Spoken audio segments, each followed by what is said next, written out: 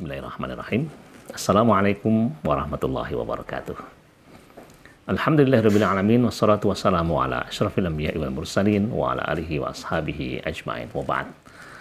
Para mahasiswa sekalian yang berbahagia dan para pemirsa yang mungkin juga menikmati mata kuliah kita kali ini, walaupun ini sesungguhnya mata kuliah di perguruan tinggi, tapi tidak menutup kemungkinan para pemirsa secara luas bisa juga ikut mempelajari kajian kita kali ini. Kita berbicara hari ini dalam mata kuliah Balaghah 1, ya, Ilmul Ma'ani.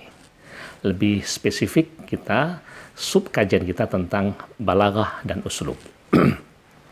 Balaghah dan uslub. Kalau kita petakan 3 kajian besar di dalam balaghah, ada yang pertama adalah kajian tentang ilmul ma'ani, ya, ilmul ma'ani. Ilmu yang berbicara tentang makna-makna kata dan makna-makna kalimat, atau ma'anil kalimah wa ma'anil jumlah. Ini kajian besar dalam ilmu ma'ani. Bagaimana sebuah kata memiliki makna yang beragam sesuai dengan konteks yang melingkupinya. Dan bagaimana sebuah kalimat bisa difahami dengan makna yang berbeda ketika dalam situasi yang juga berbeda. Kadang mungkin sebuah kalimat berubah dari preferensi maknanya. Misalnya sebuah kalimat pernyataan bisa berubah menjadi perintah dan lain sebagainya. Itu kajian-kajian di dalam ilmu ma'ani. Kemudian yang kedua adalah kajian ilmul bayan. Ilmul bayan biasanya kita lebih kenal dengan istilah stylistika, ya, ilmu yang berbicara tentang uslub atau kadang disebut dengan uslubiyah. Nah, disinilah sesungguhnya pembahasan lebih rinci tentang uslub atau uslubul Quran, uslubul lughah al-arabiyyah itu. Tetapi di dalam balaghah pertama, di dalam ilmu ma'ani, kita diperkenalkan juga nanti di dalam kajian uslub, itu uslubul Quran, terutama uslubul Quran yang terkait dengan ilmu ma'ani, ma'anil kalimah wa ma'anil jumlah.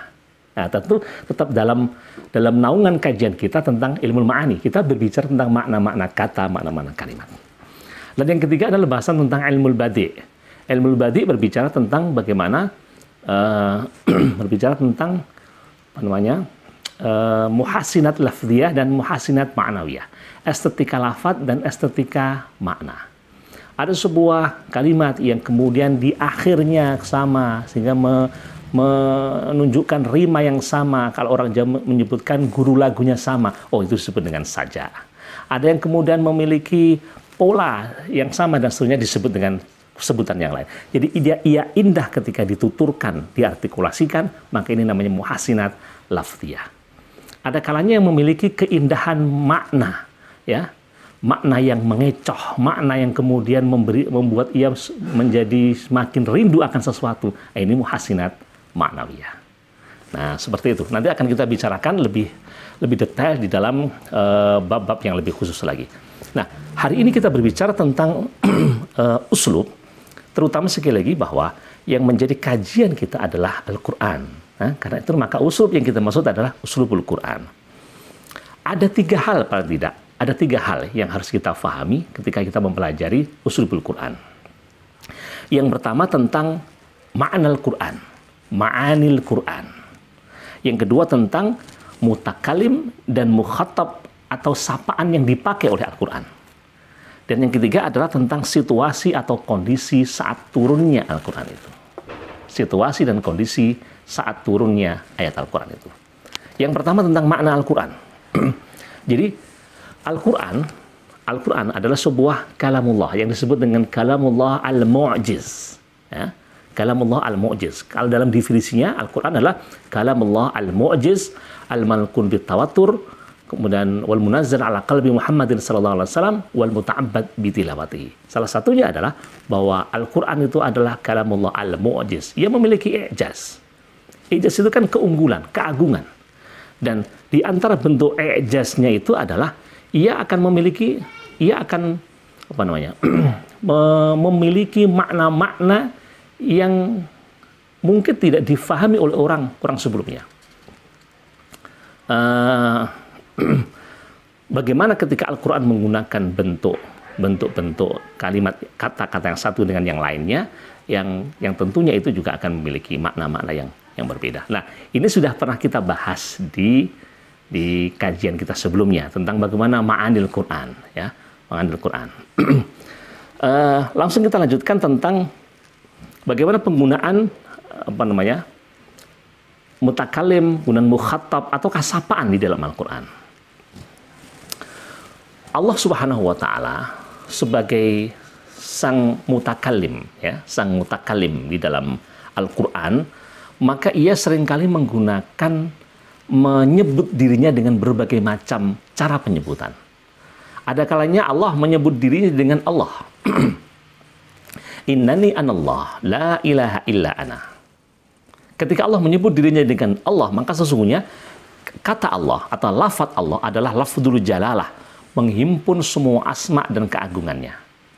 Ya, disinilah ketika Allah menggunakan kata Allah, ia sedang menunjukkan keagungannya sebagai Tuhan, sebagai pencipta, sebagai pengatur, sebagai yang memberikan rezeki, yang harus disembah, yang harus ditaati. Maka ia menggunakan kata Allah. Allahu nurus samawati wal ardh. Allahu waliyul ladzina amanu yukhrijuhum minadh dhulumati ilan nur. Allahu la ilaha illa huwal hayyul qayyum, dan seterusnya. Kata Allah, ya, atau lafaz Allah sebagai lafzul jalalah dipakai untuk menunjukkan kemahaagungan Allah Subhanahu wa Ta'ala. Tapi suatu saat Allah itu kan tunggal. Ingat, Allah itu zat tunggal. Tetapi suatu saat Allah menggunakan bentuk jamak untuk dirinya yang tunggal. Ya. Misalnya di dalam ayat-ayat Al-Quran banyak kita akan temui nanti, inna nahnu nazzalna dzikra wa inna lahu lahafidun. Inna, yang disebut inna itu siapa? Tentu ini Allah. Nanti di dalam ilmu balaghah, ilmu ma'ani, kita tahu bahwa penggunaan bentuk jamak untuk makna tunggal adalah lit ta'zim. Satu, ya, lit ta'zim. Jadi Allah ingin mengagungkan dirinya. Ya, Allah ingin mengagungkan dirinya dengan menyebut dirinya zat yang tunggal dengan menggunakan bentuk kata ganti jamak. Satu.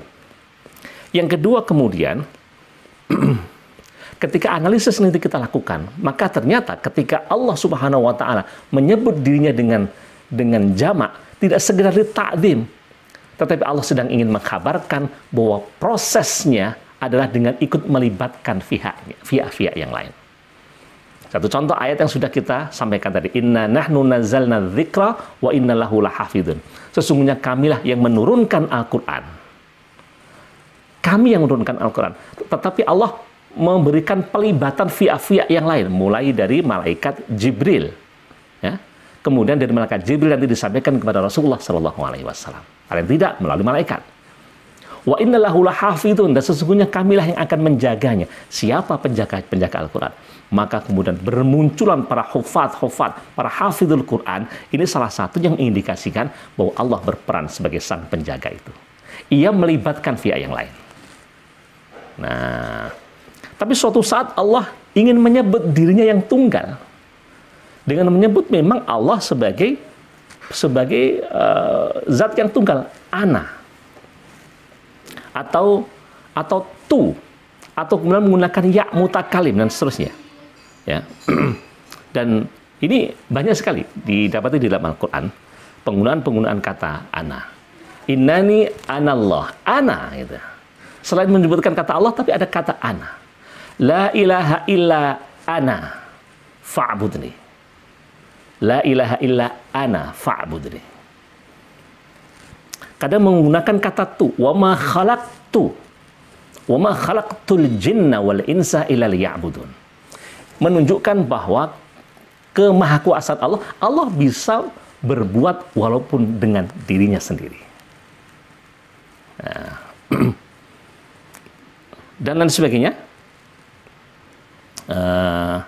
Ayat-ayat yang menggunakan bentuk mutakalim. Dan seperti itu, tetapi terkadang Allah menggunakan bentuk dia, ya, dia. Misalnya, you know,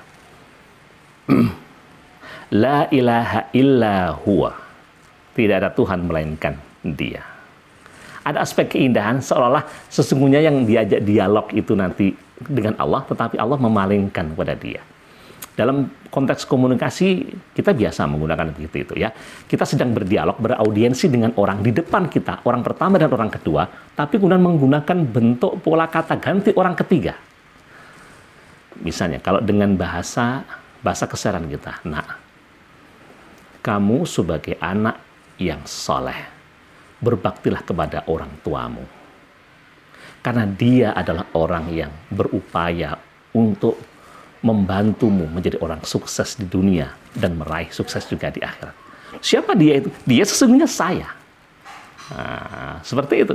Jadi penggunaan kata dia dalam rangka ini membuat sebuah suasana itu lebih general, lebih umum dan tidak terkesan ada subjektivitas. Akan berbeda dengan jadilah orang yang berbakti kepada orang tua. Atau diganti berbakti kepadaku, karena akulah sesungguhnya orang yang telah membantumu untuk mendapatkan sukses di dunia dan sukses di akhirat. Terkesan subjektivitas, terkesan ada motif-motif untuk menampakkan diri sendiri. Nah, maka penggunaan pengalihan dari bentuk mutakalim menjadi bentuk kata ganti yang ketiga, ini memiliki nuansa yang berbeda. Itu yang kedua tadi ya. Jadi bagaimana Allah menggunakan mutakalim, mukhatab, dan bentuk sapaan di dalam Al-Quran. Yang ketiga adalah tentang situasi dan kondisi. Situasi dan kondisi. Kalau di dalam Al-Quran, kalau kita boleh memilah Al-Quran itu dalam dua fase. Ada fase Makkiyah, 13 tahun Nabi berada di Mekah, dan kemudian fase Madaniyah, 10 tahun Nabi berada di Madinah. Yang mana 10 tahun itu sesungguhnya 8 tahun di Madinah, sisanya 2 tahun Nabi kembali lagi ke Mekah. Tapi periode itu disebut juga periode Madinah. Sehingga ada periode Madinah di mana Nabi di Madinah, periode Madaniyah di mana Nabi di Madinah, ada periode Madaniyah di mana Nabi sudah berada di Makkah. Nah, terlepas dari itu, ini terkait dengan bagaimana pola komunikasi, uslub yang Al-Quran pakai dalam dua fase, dua periode itu. Nanti para pemirsa bisa melihat bagaimana ayat-ayat suratul Makkiyah itu lebih bernuansa persuasif, mengajak, menunjukkan keagungan Allah, menampakkan, membelalakkan mata, dan seterusnya. Tapi kalau sudah fase Madaniyah, lebih kepada memerintah, mewajibkan, mengancam, dan seterusnya begitu. Nah, sesungguhnya kalau kita melihat situasi dan kondisi di mana ayat Al-Quran turun, kita akan tahu. Kalau ini kita aplikasikan dalam kehidupan kita, bagaimana kita berkomunikasi dengan pola uslubul Quran, kita pun juga akan bisa berkomunikasi bagaimana dan kapan kita harus bersikap lembut, kapan kita harus bersikap tegas dalam situasi tertentu. Jangan sampai situasi sesungguhnya lembut, tapi kita bersikap kasar atau tegas, dan begitu juga sebaliknya. Al-Quran telah mengajarkan kepada kita, dengan pola uslubnya itulah kita akan bisa membangun sebuah komunikasi yang harmonis. Nah, ini bahasan sekilas tentang Al-Quran dan uslub. Nah, nanti sesungguhnya akan dibahas lebih detail dalam kajian tentang uslubiyah atau stylistika, khusus pembahasan tentang ilmu bayan. Nah, tentu di semester berikutnya. Demikian para mahasiswa sekalian yang bisa kita sampaikan pada hari ini, dan mudah-mudahan Allah merahmati kita sekalian. Kalaupun ada tugas, akan kita sampaikan di Gagal Classroom. Demikian, billahi taufiq wal hidayah. Wassalamualaikum warahmatullahi wabarakatuh.